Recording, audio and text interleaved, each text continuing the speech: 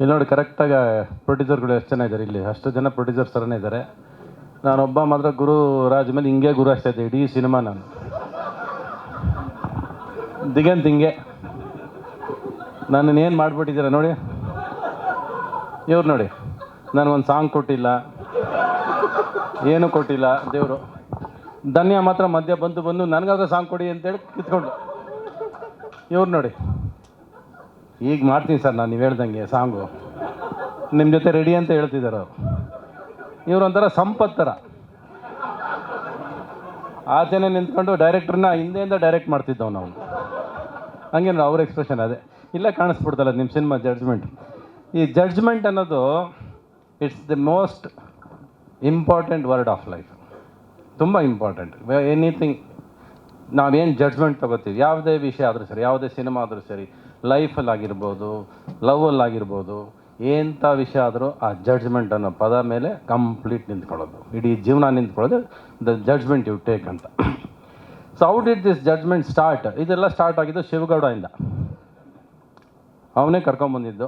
ನಾನು ಯಾವಾಗಲೂ ಹೇಳ್ತೀನಲ್ಲ, ನನಗೆ ಶಿವ ಹೆಂಗೋ ಒಂದು ರೂಪದಲ್ಲಿ ಯಾರನ್ನೋ ಕರ್ಕೊಂಬರ್ತಾನೆ ಅಂತ, ಹಂಗೆ ಗುರುರಾಜ್ ಅವರು ಶಿವಗೌಡ ಕರ್ಕೊಂಬಂದಿದ್ದು. That is very destiny starts ಅಂತ. ಇವ್ರು ಬಂದು ಶುರು ಮಾಡಿದ್ದು ಗಿಲ್ಟ್ ಅಂತ ಒಂದು ಸಿನಿಮಾ ಮಾಡಬೇಕು ಅಂತ, ಅಂದರೆ ಒಂದು ಗಿಲ್ಟ್ ಅಂತ. ಆ ಥರ ಸಿನಿಮಾ ಶುರುವಾಗಿ ದ ಗಿಲ್ಟ್ ಅಂತ ಟೈಟ್ಲು ಇಟ್ವಿ. ಆಮೇಲೆ ಹೋದ್ರು ಜಡ್ಜ್ಮೆಂಟ್ ಅಂತ ಟೈಟ್ಲ್ ಇಟ್ಕೊಂಬಂದರು. ಅಂದರೆ ನಾನು ಕೊಟ್ಟಿದ್ದ ಟೈಟ್ಲು ಬೇಡ ಅಂತ ಅವ್ರಿಗೆ. ಅವ್ರ ತಲೆಯಲ್ಲಿ ಏನೋ ನಾನು ಅಂದ್ಕೊಂಡಂಗೆ ಸಿನಿಮಾ ಆಗಬೇಕು, ನಾನೇ ಗುರು ಇಲ್ಲಿ, ನಾನೇ ರಾಜ ಇಲ್ಲಿ, ಇವನು ಯಾವ ರವಿಚಂದ್ರನ್ ಅಂತ ಅವ್ರ ತಲೆಯಲ್ಲಿ. ಸೊ ಅಲ್ಲಿಂದ ಶುರು ಆಗಿದ್ದು ಜಡ್ಜ್ಮೆಂಟು. ಕರೆಕ್ಟಾ?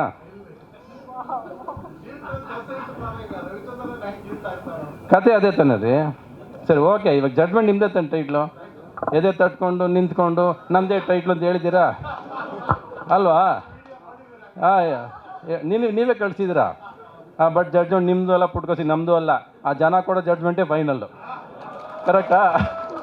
ನಮ್ಮದು ನಿಮ್ದು ಏನೋ ಜಡ್ಜ್ಮೆಂಟ್ ನಡೆಯಲ್ಲ. ಅವ್ನು ತೀರ್ಪು ಅವನೇನು ಕೊಡ್ತಾನೆ ಅದೇ ಜಡ್ಜ್ಮೆಂಟ್ ಆಗೋದು final. That is the most important. ಈಗೆಲ್ಲ ಇಲ್ಲಿರೋರೆಲ್ಲ ಹೇಳಿದ್ರು, ಎಲ್ಲರೂ ನನ್ನ ಕಂಡ್ರೆ ಖುಷಿ ಆಯಿತು ಅಂತ. ಅರೇ, ನನಗೂ ನಿಮ್ಮ ಜೊತೆ ಆ್ಯಕ್ಟ್ ಮಾಡೋಕ್ಕೆ ಅಷ್ಟೇ ಖುಷಿ ರೀ.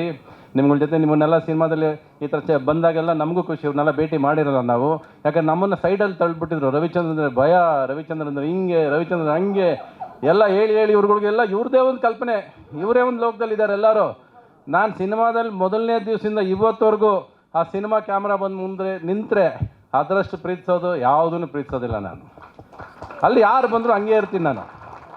ಏನು ಲೀಲಾಜಾಲವಾಗಿದ್ದೆ ಅಂದರೆ ಅವ್ರು ಕೊಡ್ತಿದ್ದ ಡೈಲಾಗ್ಗಳು ಹಂಗಿತ್ತು.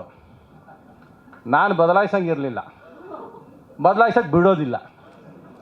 ಮುಚ್ಕೊಂಡು ಮಾತಾಡ್ರಿ ಇದನ್ನೇ ನನ್ನ ಹತ್ರ ಹಿಂದೆ ಕೂತ್ಕೊಂಡು ಅದನ್ನೇ ಮಾತಾಡೋಕ್ಕೆ ಹೇಳಯ್ಯ ಅಂತ ಹೇಳೋರು. ನನಗೆ ಹೆಂಗೆ ಅದು ಬರೋದಿಲ್ಲ ಬಾಯಲ್ಲಿ ನನಗೆ. ಹತ್ತತ್ರ ಅವ್ರು 108 ಕೇಸ್ ಹೇಳಿಸಿದ್ದಾರೆ ನನ್ನ ಕೈಲಿ. ಅವ್ರು ಹೇಳ್ರಲ್ಲ, ಅವ್ರು ರೈಟ್ರು, ಅವ್ರ ಹೆಸರು ವಾಸುದೇವನ. ಅಯ್ಯೋ, ನನ್ನ ಜೀವನದಲ್ಲಿ ನಡೆದ್ರೆ 2 ಕೇಸೇ ನೆನಪಿಲ್ಲ ನನಗೆ. ಇವ್ರು ಯಾವ ಕೇಸ್ಗಳು ಡೆಲ್ಲಿಯಲ್ಲಿ ಅದು ನಡೀತಂತೆ. ಕೊನೆಗೆ ಜಡ್ಜ್ಗೂ ಹೇಳೋದು, ಹೇಳ್ರಿ ಜಡ್ಜ್ ಈ ಕೇಸ್ ತಗೊಳ್ರಿ, ರೆಫರ್ ಮಾಡಿರಿ ಅಂತ ಜಡ್ಜ್ಗಳಿಗೂ ಉಗ್ದಾಕ್ಬಿಟ್ಟಿದ್ದೀನಿ ನಾನು ಸಿನಿಮಾದಲ್ಲಿ. ಆ ರೇಂಜ್ ಕೇಸ್ಗಳು. ಅಷ್ಟು ನಾಲೆಜಬಲ್ ಅವ್ರು, ಅಷ್ಟು ತಿಳ್ಕೊಂಡಿದ್ದಾರೆ, ಅಷ್ಟು ವಿಷಯನ ಹೇಳಿಸ್ಬೇಕು ಅನ್ನೋದು ಅವರಲ್ಲಿ ಒಂದು ಉದ್ದೇಶ. ಏನಂದರೆ ನೀವು ಹೇಳ್ಬೇಕು ಸರ್, ಈ ವಿಷಯಗಳು ನೀವು ಹೇಳಬೇಕು, ನಿಮ್ಮ ಬಾಯರ ಒಳ್ಳೆ ವಿಷಯಗಳು ಹೇಳಬೇಕು ಅನ್ನೋದೇ ನಮ್ಮ ಉದ್ದೇಶ ಅಂದರು. ಆಯಿತು, ನಾನು ನಿಮಗೆ ಅದನ್ನು ಹೇಳಿದ್ದೀನಿ ಅಂತ ಅನಿಸುತ್ತೆ, ನೀವು ಅಂದ್ಕೊಂಡ್ರೆ ತಲುಪಿದ್ದೀನಿ ಅಂತ ಅನಿಸುತ್ತೆ. So that is my job and I loved working with all you people. I am happy to be a part of this project. 1 ವರ್ಷ ತೊಗೊಂಡ್ರಿ ಅಲ್ವಾ? 1 ವರ್ಷ ನಮ್ಮಿಂದ ಅಲ್ಲ, ನಿಮ್ಮಿಂದ ಅಂತ ಹೇಳ್ಬಿಡಿ ಸ್ಟೇಜಲ್ಲಿ ಅಲ್ವಾ?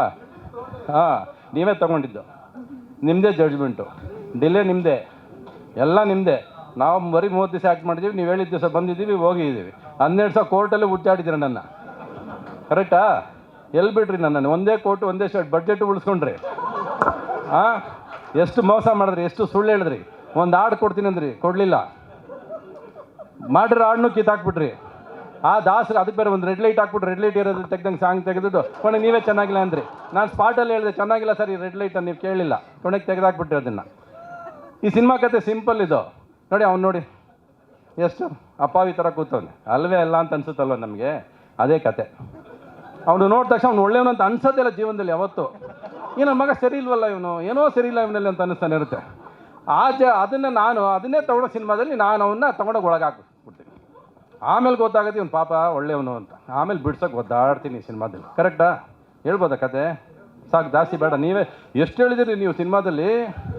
ಎಲ್ಲ ಕಡೆ ನೀವೇ ಕಾಲ ಮೇಲೆ ಕಾಲ ಹಾಕೊಂಡು ಕೂತಿದ್ರ, ಬಿಟ್ಟಿದ್ರೆ ನನ್ನ ಪಾತ್ರ ನೀವೇ ಮಾಡ್ತಿದ್ರಿ ಅಲ್ವಾ? ಆ ಮಧ್ಯದಲ್ಲಿ ಬೇರೆ ಏನೋ ಬಂದು ಏನೋ ಮಾಡಿ ಹಿಂಗೆ ಅಂದ್ರಿ. ಟಿ ವಿ ಪೂರ್ತಿ ಆ್ಯಂಕರ್ಸ್ಗಳ ಕೆಲಸನೇ ಇಲ್ವಲ್ರಿ, ಎಲ್ಲ ನೀವೇ ಮಾಡಿದ್ದೀರಾ. ಗ್ಯಾರಂಟಿ ನ್ಯೂಸ್, ಸುದ್ದಿ ಖಚಿತ, ನ್ಯಾಯ ನಿಶ್ಚಿತ.